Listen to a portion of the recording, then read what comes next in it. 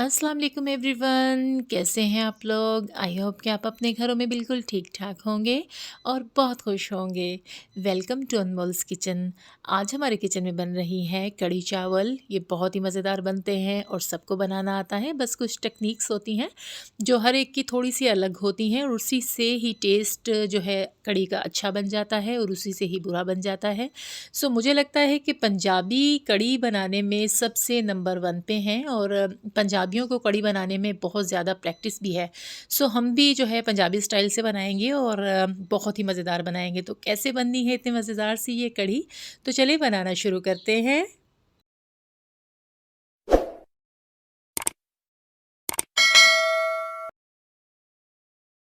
बिस्मिल्लाहिर्रहमानिर्रहीम। सबसे पहले मैंने ले लिया है एक खुला पतीला, क्योंकि कढ़ी की क्वांटिटी जो है वो थोड़ी-सी ज़्यादा होती है और इसने पक-पक के थोड़ा-सा कम होना होता है, तो इसलिए इसके लिए बड़ा बर्तन लें और खुला बर्तन लें। सो मैंने भी एक खुले मुँह वाला पतीला ले लिया है, उसमें मैंने ऑयल डाल लिया है तकरीबन 1 कप के जितना ये ऑयल है और उसमें मैंने एक लार्ज साइज़ का प्याज़ था जिसे मैंने स्लाइस कट कर लिया है और वो इसमें डाल लिया है।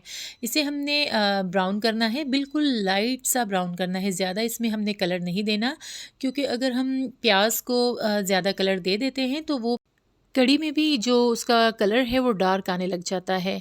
सो इसे हम भून रहे हैं। अब इसी के साथ ही हमने डाल देना है 1 टेबलस्पून मैंने लिया है अदरक लहसुन का पेस्ट और 1 टेबलस्पून ही मैंने ले लिया है हरी मिर्चों का पेस्ट। ये भी हमने इसमें डाल देना है। अब इसी स्टेज पे हम अपना पेस्ट जो है वो डाल देंगे। प्याज़ों को हमने कलर तो देना नहीं है, इसलिए हमने अदरक लहसुन का पेस्ट और ग्रीन चिलीज़ का पेस्ट जो है वो भी इसमें डाल देना है, ताकि वो भी थोड़ा-सा भुन जाए। तो वो भी हम इसमें डाल देंगे और इसे हल्की फ्लेम कर देंगे और ये अच्छा-सा इसमें भुन जाए और इसका जो कच्चापन है वो दूर हो जाए। कढ़ी जो है वो बहुत सारे तरीक़ों से बनाई जाती है। मैंने पहले भी 2 रेसिपीज़ अपलोड की हैं, जो बिल्कुल ही एक दूसरे से डिफ़रेंट हैं और ये भी जो तरीक़ा है मेरा थोड़ा डिफ़रेंट है। बहुत ही आसानी से और बहुत ही जल्दी बन जाता है।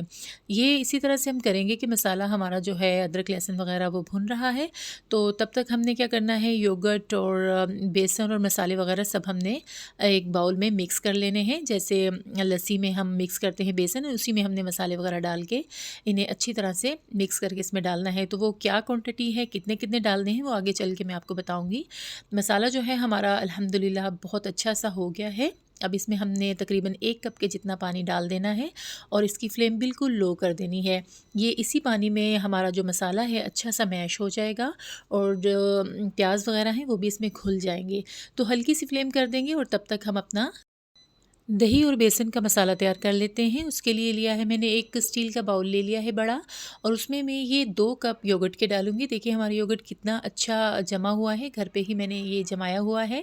तो इसके मैंने 2 कप ले लिए हैं, ये 250 ग्राम का कप है, तो इस हिसाब से ये आधा किलो दही बन जाता है हमारा और ये वाले 2 कप ही मैं इसमें बेसन के ऐड कर दूँगी और बेसन को हमेशा छान के इस्तेमाल करें, तो इससे बहुत अच्छा कढ़ी में फ्लेवर आता है और बहुत अच्छी सी हमारी कढ़ी तैयार होती है। सो 2 कप ही मैंने बेसन के ले लिए हैं और इसको हमने अच्छी तरह से छान लेना है, गुठलियाँ वगैरह लम्स वगैरह इसके सेपरेट कर देने हैं। तो जब ये अच्छी तरह से छन जाएगा तो इसमें कौन-कौन से मसाले जाने हैं, बेसिक से मसाले मैं डालती हूँ, घर के मसाले, कोई बाहर से पैकेट के मसाले नहीं लेने पड़ते।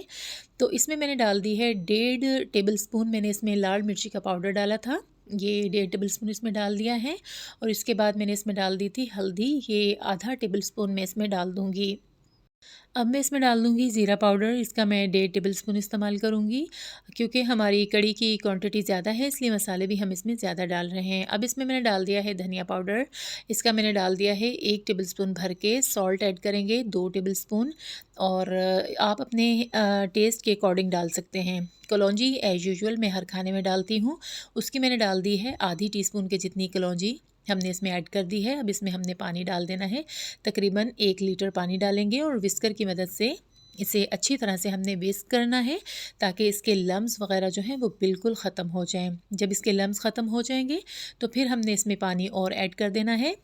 शुरू में जो है पानी ज़्यादा नहीं डालेंगे, वरना हमारा ये जो अमेज़ा है इसमें बहुत ज़्यादा गुठलियाँ पड़ जाएंगी और वो बहुत मुश्किल से फिर हल होती हैं। सो इसी तरह से हमने इसे हल कर लिया है और इसमें अब पानी जो है मैंने और डाल लिया है।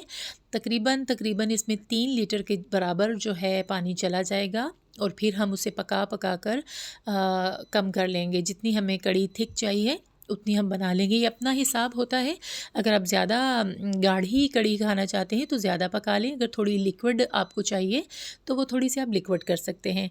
सो हमने अब इसमें डाल दिया है अपना सारा आमेज़ा जो है, इसे अच्छी तरह से हमने हल कर लेना है। उसके बाद हम इसमें और पानी ऐड करेंगे और ये मज़ेदार सी यमी सी कढ़ी जो है इसे पकने के लिए छोड़ेंगे।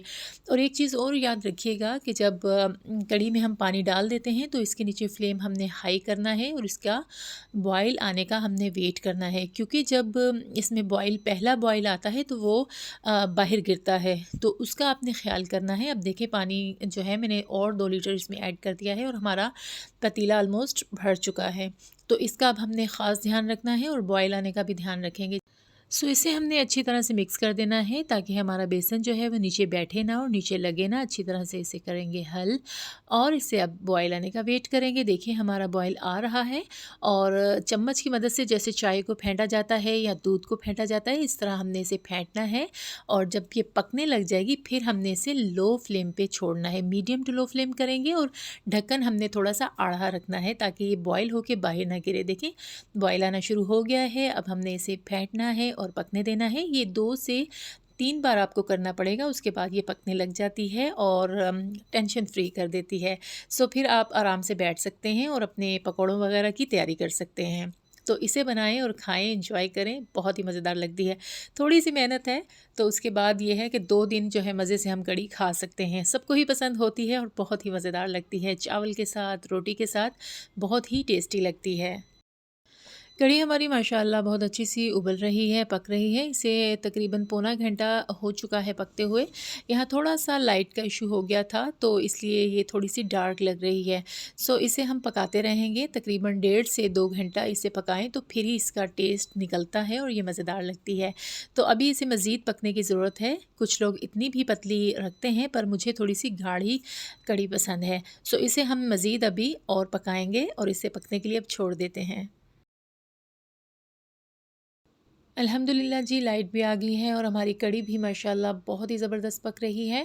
इसे 1.5 घंटा हो गया है पकते हुए, मज़ीद अभी 15 से 20 मिनट मुझे लगता है कि मैं और इसे पका लूँगी और थोड़ी सी और गाढ़ी से कर लूँगी। तब तक मैं पकौड़ों के लिए अपना सामान तैयार कर लेती हूँ। पकौड़े मैं अपनी चैनल पे पहले भी अपलोड कर चुकी हूँ।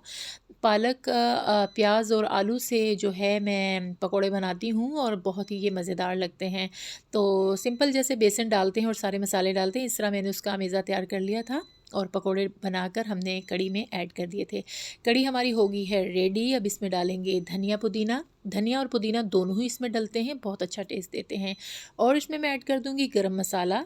गरम मसाले की 1 टीस्पून डालेंगे, टेबल स्पून नहीं डालेंगे, सॉरी, टीस्पून ही डालेंगे। अगर टेबल स्पून का इस्तेमाल करेंगे तो बहुत ज़्यादा कड़वी हो जाएगी। तो हमने इसे अच्छी तरह से फिर कर लेना है मिक्स। 1 टीस्पून हमने शामिल कर दिया है गरम मसाला। गरम मसाला भी बीच में ऐड हो गया है और अच्छी तरह से इसे कर लेंगे हल और फ्लेम कर देंगे ऑफ़। और अब तैयारी कर लेते हैं पकोड़े बनाने की। पकोड़ों का मेज़ा तैयार है, बहुत ही ज़बरदस्त सा, बहुत ही मज़ेदार सा। और ऑयल जो है हमने रख लिया है गर्म होने के लिए। डीप फ्राई करेंगे तो 1 लीटर ऑयल जो है उसका मैंने इस्तेमाल किया है और उसे मीडियम टू हाई फ्लेम पे हमने पकोड़े बनाने हैं। अगर हमने लो फ्लेम पे पकोड़े तैयार किए तो वो बहुत ज़्यादा ऑयल अपने अंदर जज़्ब कर लेते हैं। और इसमें जितने भी आसानी से पकोड़े आ सकते हैं हम डालेंगे और इन्हें फ्राई कर लेंगे और फ्राई करते सार ही हमने इसे निकालेंगे और डायरेक्टली कढ़ी में डाल देंगे और बहुत ही मज़ेदार ये फिर नरम हो जाते हैं। अगर हम इन्हें बाहर रख लेंगे तो वो ये थोड़े से कड़क हो जाते हैं। देखिए निकालते ही मैंने इसमें कढ़ी में डाल दिए हैं और इन्हें डीप कर देंगे, ऊपर नहीं छोड़ेंगे, थोड़ा इन्हें डीप करेंगे। और इसी तरह से हमने सारे ही पकोड़े तैयार कर लेने हैं। सो इसी तरह से हमने सारे बैच पकोड़ों के तैयार करने हैं और इसे करते हैं डिश आउट और दिखाते हैं इसका आपको फ़ाइनल लुक। अल्हम्दुलिल्लाह माशाल्लाह बहुत ही ज़बरदस्त लग रहे हैं। कढ़ी, रायता, चावल चावल सिंपल जैसे बॉयल किए जाते हैं वैसे मैंने सॉल्ट डालकर बॉयल कर लिए थे। सो बनाएं, खाएं, इंजॉय करें और मुझे दुआओं में याद रखें। और मुझे अपना फ़ीडबैक लाज़मी दिया करें कि आपको मेरी रेसिपीज़ कैसी लगती हैं।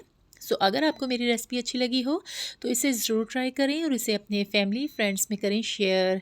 इसी के साथ मैं चाहूँगी आपसे इजाज़त। अल्लाह ताला आपको दुनिया और आखिरत की भलाइयाँ अता फ़रमाए और अल्लाह ताला आपको दुनिया और आखिरत की रुसवाइयों से अपने हिफ्ज़-ओ-अमान में रखे। आमीन सुम्मा आमीन। मुझे रखिएगा दुआओं में याद, और अगर चैनल पे नए हैं तो जल्दी से मेरे चैनल को कर लें सब्सक्राइब और साथ में लगे बेल के आइकन को प्रेस करें ताकि मेरी आने वाली हर नई वीडियो का नोटिफिकेशन सबसे पहले आपको मिले। अल्लाह हाफिज़ जी, बाय बाय।